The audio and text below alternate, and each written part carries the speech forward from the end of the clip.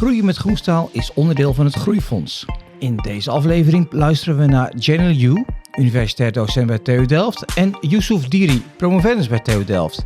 Met hen praten we over scenario's en onzekerheid in de Nederlandse industrie en samenleving. Hoe gaan we kiezen?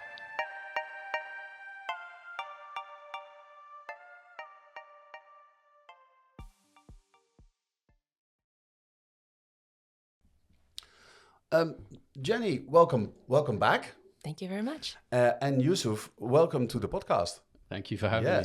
So listeners of the previous episode know you already, Jenny. We talked with Mar about systems extensively. And today we're going to talk a little bit more about that topic. But first, I'm going to ask you actually the same question I asked you last time, and that's what's your connection with Groen Staal? Do you have anything to add? Like everyone else, I'm an avid steel user, and there is no substitute for steel. So when I was asked to work on this project proposal, steel is one of the biggest hanging fruits and one of the largest carbon producers. So if we're able to really clean up this sector, we can have a real impact on clean transitions and low carbon transitions. Yeah, good. Well, thank you for participating in that. And Yusuf, what's your connection to Groen Staal? Well, my connection starts a bit broader. So generally, I'm always thinking about the types of future we're building. And this is conversations I've been having with Jenny for absolute years. And we've been looking for ways to kind of work together on some of these bigger questions. So when the Groen Staal project came along, it was almost like a perfect vehicle in the sense of industry players having a very serious conversation about the type of future that they want to build that isn't necessarily hopeless. So we're not hopeless in the face of climate change, for example, but it's no, we're trying to do something about it. And I thought, if I could help out, that'd be wonderful. Yeah. What role do you play in this transition to Groen Staal? So a very humble role. So I'm a PhD supervised by Jenny, working in Theme 1 systems change, looking at the context level in particular. So trying to understand how changes in things like policy, politics, social attitudes, different types of technology development, how it impacts the type of future we can have for this industry. Yeah, and for those just joining this episode who want to know what a system is and why systems are important and how we look at systems and scenarios, they should definitely just pause this episode and listen to the first episode that we did as well. And even if you don't know, you need to listen to that episode anyway. The previous episode with Jenny and Mar. So in this episode, we're gonna look a little bit less broad. And we're going to look at the system that is, growing with Groen Staal, or groeien met Groen Staal, as we call it in Dutch. So are you able to pronounce that? Groeien met Groen Staal? Groeien met Groen Staal. Ah, yeah. Well, that's pretty good. I know that specifically because the first Dutch word that I learned was gratis. That's a very Dutch word. So we're going to look at growing with Groen Staal as a system. So can you maybe, Yusuf, sketch the outlines? As GGS, the consortium, as a system. Yeah, so what are we looking at? So the way I've been trying to make sense of the consortium, and Jenny, please jump in and correct me if I'm wrong here, is trying to understand this consortium as made up of the different organizations, industry partners, researchers that are connected via this thing called STIL. So we're all kind of connected in a way where it's either knowledge being shared or the actual product of steel being shared, or the people that are making the steel itself. But you can't understand GGS by just looking at one of the partners that are involved in it, but rather it starts to make sense when you see the connections between the partners, how they work together in relation to the different themes and all of that. Yeah, so it's you got to take a bigger view in order to be able to make sense of the parts. And maybe for the audience, for those who don't know what the partners are, so roughly they consist of steel makers, as well as the end users of the steel. And we have also education partners, so the inputs like the human capital that's required also for the steel sector. And what we're working on, and Yusuf, you're saying you're very humble role, but I think a very crucial role. It's the only one role in all of the 90-something projects that really has a focus on the human side and the stakeholder side. So steel might sound like a really technical sector, but it's also a very human-based sector. Yeah. So the system is mainly made out of the inputs that are required for the steel and the outputs of steel and the users of steel, including businesses. Yeah, and then the educational component has there's two different parts. There's the academic component or the research component, and we obviously have the education part where people need to be trained and educated in all the ways that you can work with green steel and apply green steel, because we've learned from past episodes that that changes. Like one steel is not the other steel, and the way that you manufacture things with it changes. Well, Yusuf, tell me more. No, so just to jump on that last point that you made, it is about change. And the interesting thing about not just the consortium, but the work that we're trying to do with these industry partners is ultimately what it comes down to is a very transformative change. From different people that I've spoken to within the consortium, one of the main things that I've really taken to heart is that for the last few decades almost, all of the innovations that have taken place within the steel industry, and I'm thinking particularly in Tata at the moment, has been quite incremental. So it's been building on what we already know. Mm-hmm. And in that process of building on what we already know, we haven't had to fundamentally undo any of the practices, the behaviors, the values, the knowledges that underpin how we make steel, how we consume steel, how we sell steel. Now, all of a sudden, that's what's being brought into question. So education is a fundamental part of this, but it's quite interesting because we still don't know exactly what we'll be educating people on, but we just know we're going to have to do things differently. And is this so big and so different that first it was small changes, and now the change is so big because, to take the steel producers as an example, they completely need to revise what they're doing. I mean, it's a different type of furnace, it's a different type of heat, there's a different type of fuel. So everything is different. Is that why the impact is so large? No, that's exactly it. That's exactly it. But the way we've been talking about this as well is that it's an interesting type of transformation because everything is changing in order to ultimately keep everything the same. So we want to keep a steel making capacity and capability within the Netherlands. Yeah. But in order to be able to do that, everything has to change. Yes. So everything needs to change, but we want the same car and we want the same building. Like if we create a building and we use steel as the structure, we want that to be the same. And if we want to build a bridge, we want that to be the same. Only we want the material that we build it with to not damage the environment. Yeah. Okay. And that material might be made out of scrap metal, which has a really wide mix and it comes from a wide varied sources. So we want for the same use, but for lower carbon at the same price. Mm-hmm. And all of these things then require changes outside because it's not going to be profitable. It's a new technology. So how can the same company that's been producing steel in a particular way for some time be profitable? So the economic lens is really important as well. Yeah, and it's not so simple as just getting a different type of furnace and just making new steel, because it has an impact on the next step where people need to work with the steel, and then it has a next step because people design things with that steel, and then there's a next step because people use these products. So the impact is wide. And then I guess there's also an impact because we probably need new types of laws and regulations, or is that in there as well? Yeah. First of all, how would you really assure customers that what you're paying for, this is the green steel, is actually green steel? Mm-hmm. So you need to monitor and validate the supply chain. So you have a digital product passport. Yes, thank you very much.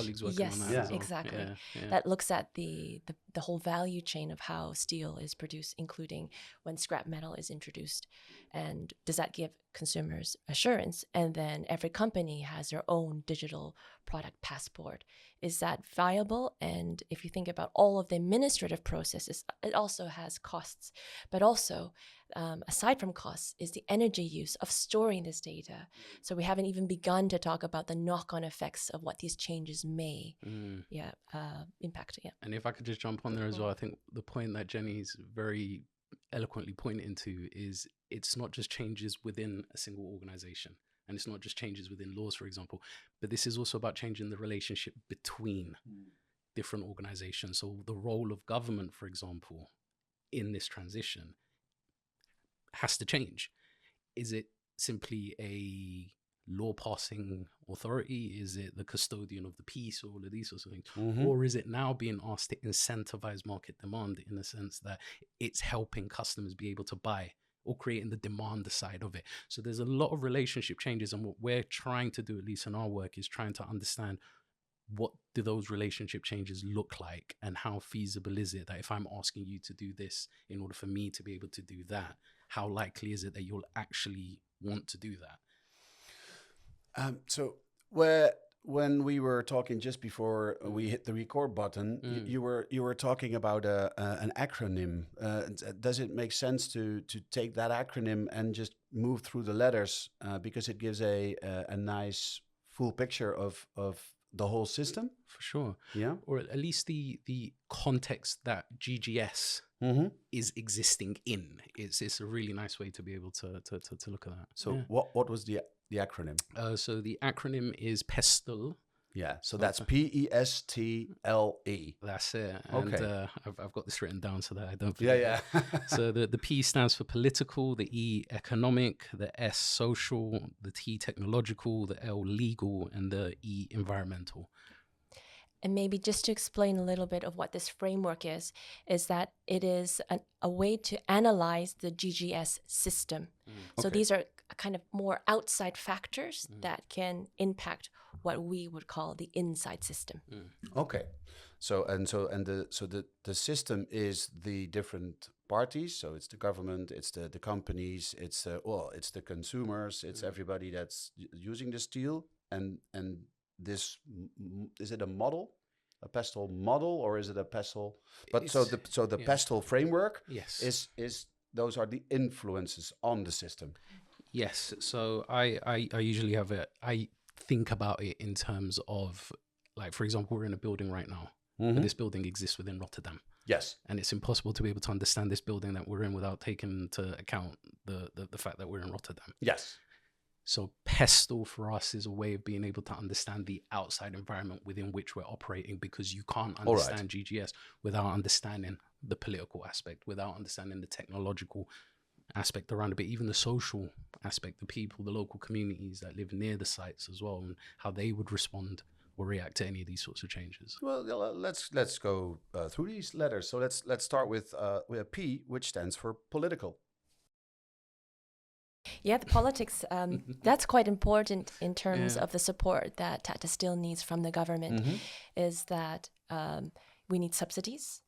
We don't have those yet, but we need support. And actually the GGS as a consortium is a kind of grant from the government to explore the potential for green steel inside the Netherlands. So political support and the letter of memorandum. Thank you very much. Shows that the government is supporting Tata Steel, but not just Tata Steel as a company, the steel sector or the Netherlands. And when you say political, is that the Dutch political environment, or are we also talking about the European political environment, or are we talking about the global political environment? There are layers of politics. Yusuf, I see you nodding. Do you want to add to that? No, I was going to say this is one of the things that I've learned a lot through conversations with Jenny, with Mar, when we're talking about system changes, that a lot of the decisions from a political perspective that will really influence the type and direction of this transition towards green steel, they're not all being made in the Netherlands. So, for example, the EU is extremely important. The EU sets the regulation, it can set directions, it has a lot of power in this instance. But then also from a global perspective, decisions made in other countries, from a geopolitical perspective, for example, I mean, Trump and his tariffs is kind of always the elephant in the room, and you can't ignore these sorts of things. But then you've got different competition as well coming from other places that make steel. And then it's almost like, how does the EU and the Dutch government respond to this global kind of changes, and what sort of legislation allows you to exist within this kind of evolving world? And there's just a lot of uncertainty, and there's a lot of moving parts to this. Well, then let's move to the next letter, which was economical.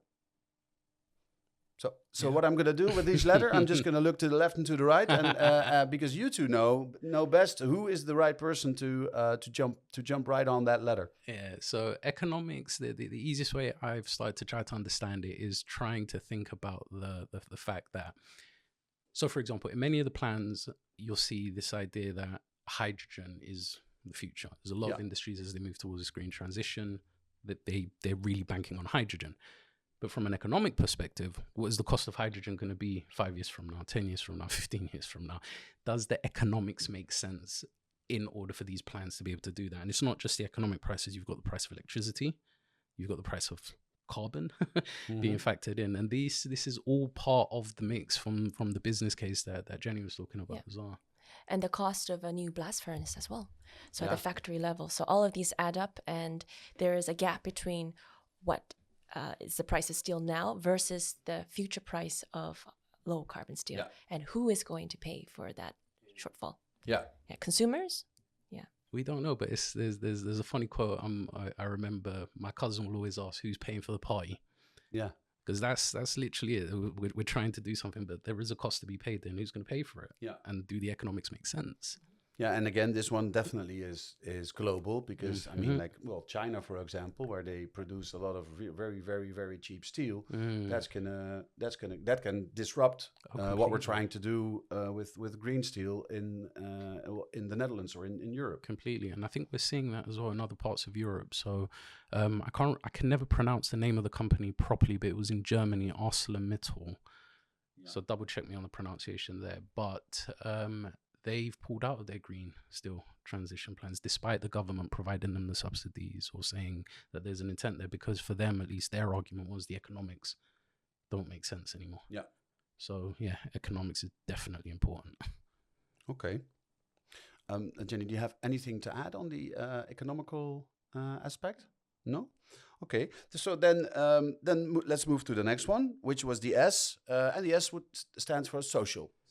So what's in this social category? There's so many dimensions. You can look at social as I mentioned in the previous podcast, the communities that are located at the factory level. You can look at society as potential end users, whether they're going to be, this green steel be pushed on them, or whether they have a choice to select between regular steel and low carbon steel. So maybe I'll focus on the local communities as a starting point. So usually the perception is, how can we have the community come on board with this? So it's social acceptance. And there may be a resistance from communities immediately because they were not given a choice of whether they wanted to agree. It's like, how can we make you agree? So that's one of the tensions that we had, which is not inside GGS consortium, but outside. So this is a real tension that we've seen also in other parts of Netherlands with resource exploitation in Groningen with the gas extraction. And we saw that as a means of potentially shutting down a sector. So the wider societal impact is something that we need to address. And that's also linked to the environmental impact. So if we can produce steel in a more low carbon way, not just low carbon, but also reduce the harmful pollutants, then this may have an impact on the local society. And just to jump on that as well, I mean, one of the conversations we were having a few days ago was this idea that if you look at what this transformation is from a purely strategic perspective, then you can have the conversation from that perspective of, we know what the change that we would like to see is, and how do we get people on board with this vision of the future and include them. But then once you move over to a realm of looking at it from a perspective of democracy and the democratic nature of the process, which is different people have different views, and who says that they want to come along on this journey? Maybe they don't have the same definition of the problem. And is it right necessarily to almost impose? And I use that word very carefully because I'm not saying that's what GGS is doing, but this idea of here is a vision of the future, and the question is how much and how fast of it do you want it, rather than the question of, well, as a society, what is it that people value? Yeah. What sort of area, what sort of neighborhood do they want to live in? Does it fit with their vision of what a good future is and the places that they're trying to go? And that's a conversation that needs to take place as well. And I think we're trying to do that with some of the workshops we're going to organize later down the road with the local community, to be able to understand where they're heading, and then are there points where we can win together, or are there points of divergence where we need to come up with an alternative? Yeah. Again, so that also has many layers, and I also can understand that the closer you get to the places where there's potential pollution or disruption or noise, then the not in my backyard argument or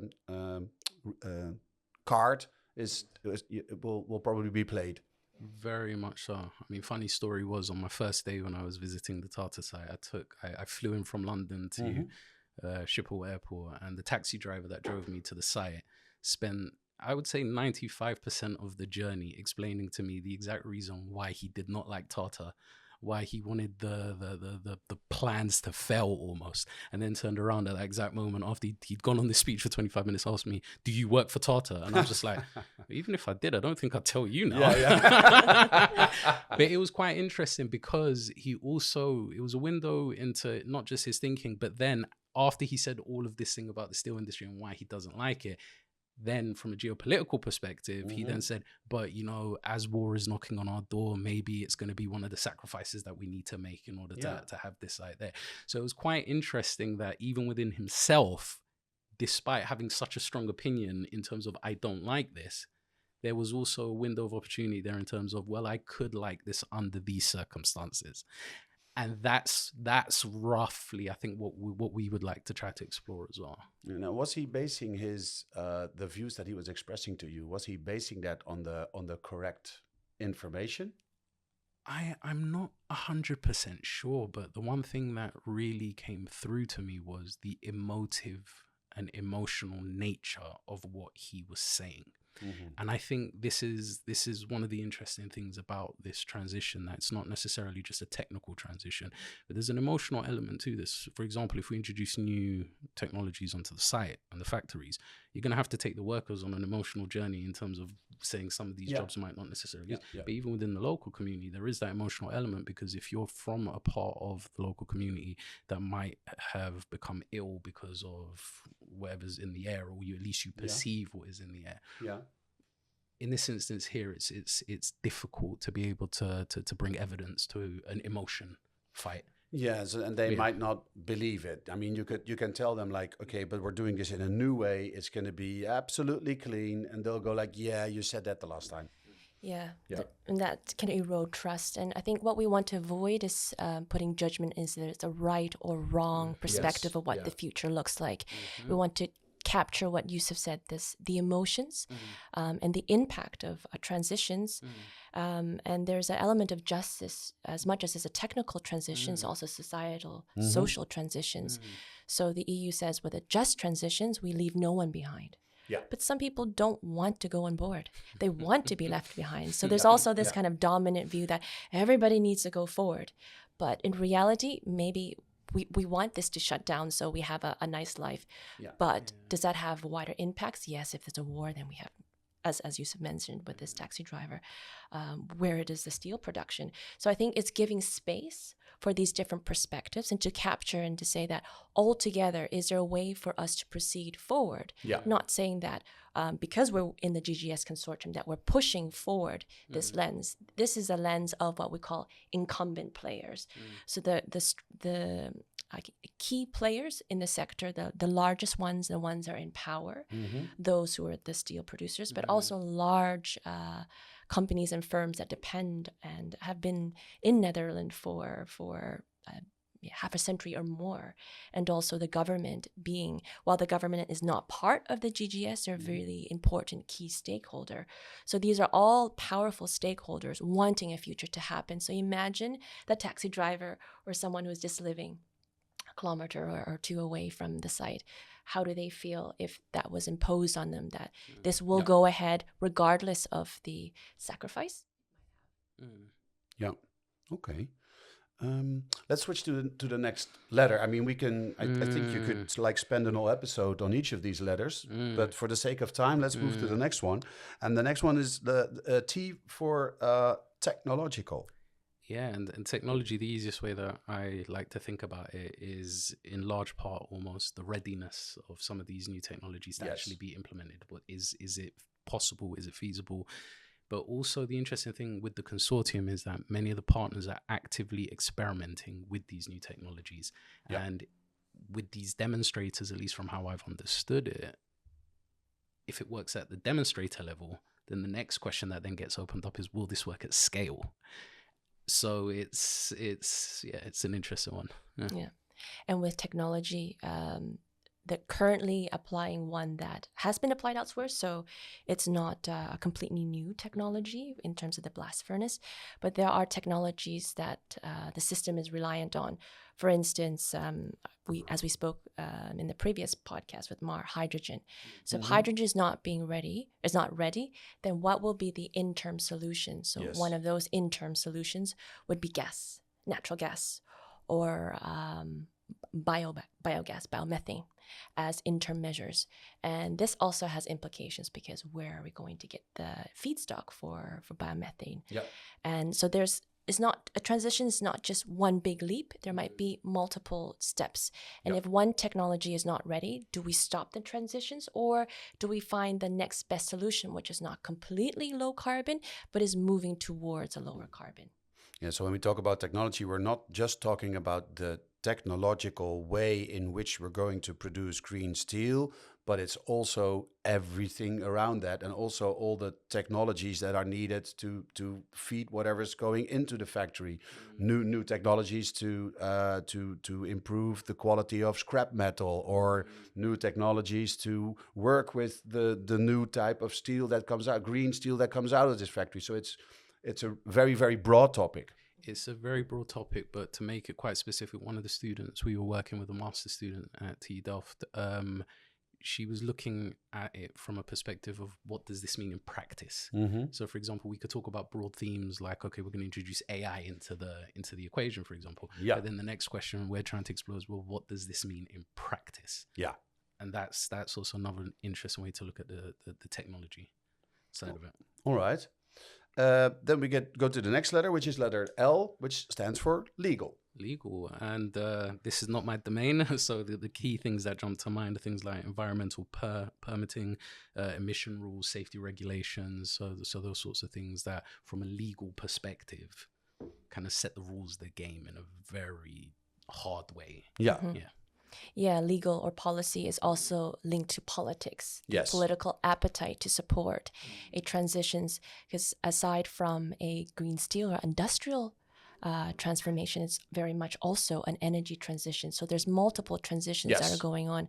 So I think the legal and the politics are very much intertwined. Yeah. So, and this can also be rules and regulations that are in place for certain products that are now being made with black or gray steel, and we're gonna create it with green steel. But these products are so specific that the regulations need to be made all new because the material is different. So that too.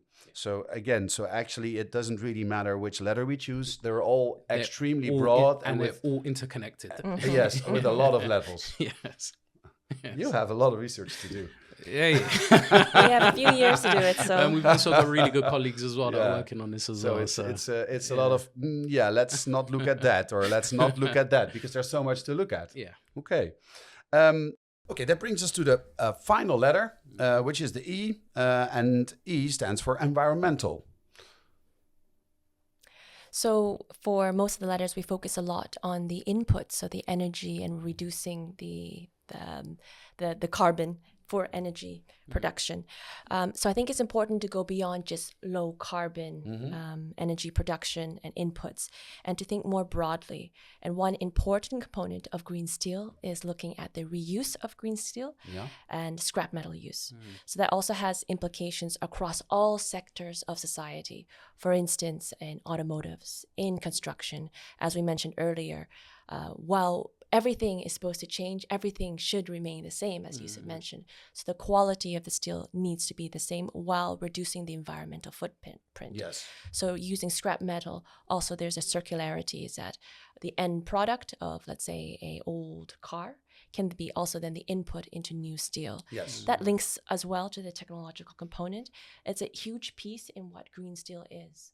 And you said the reuse of steel, and that's I think I don't remember who specifically, but at least one person in one of the previous episodes said like the greenest steel is the steel that's already here and that we can just reuse. For example, if we take apart a building, there's a metal structure, and if we take those beams and we do a little bit of work on them and we can use them in a new building, that's actually a greener way than that. Is not possible because you don't have to produce anything. That's a reuse component. Yeah. Okay. I think that completes our PESTEL model with all the influences influencing the system. And then, Yusuf, I'm curious about what the research is then that you are doing. You know, where all these PESTEL influences come into play. So as Jenny said earlier, I'm very much focused on the human side of this.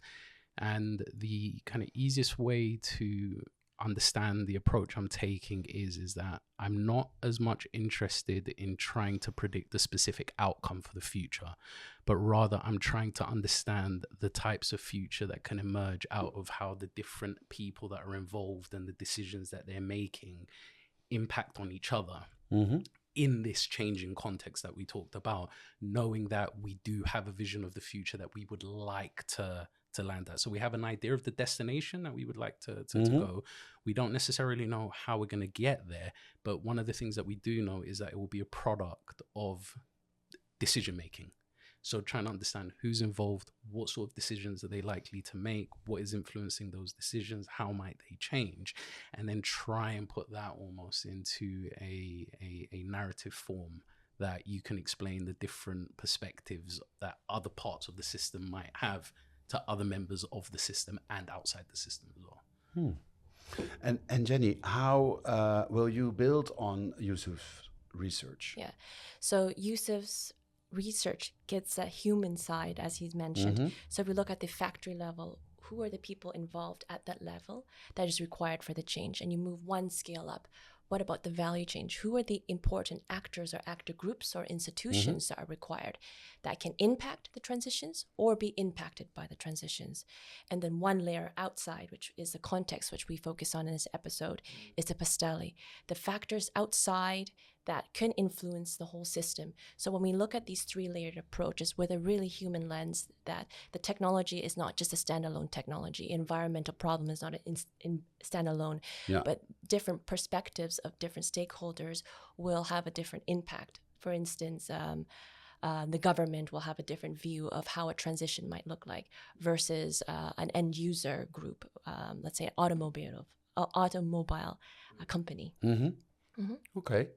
I want to thank you both for, I guess, trying to make this very, very complex, huge thing that we're trying to do, to make that simpler and more understandable for our listeners, so that they can, really get a picture of what's in play here. It is very complex, and thank you both for your contribution. Thank you very much for having us.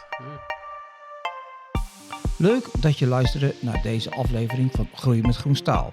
In de volgende aflevering gaan we in gesprek met een aantal studenten over hun studie en hun relatie met staal.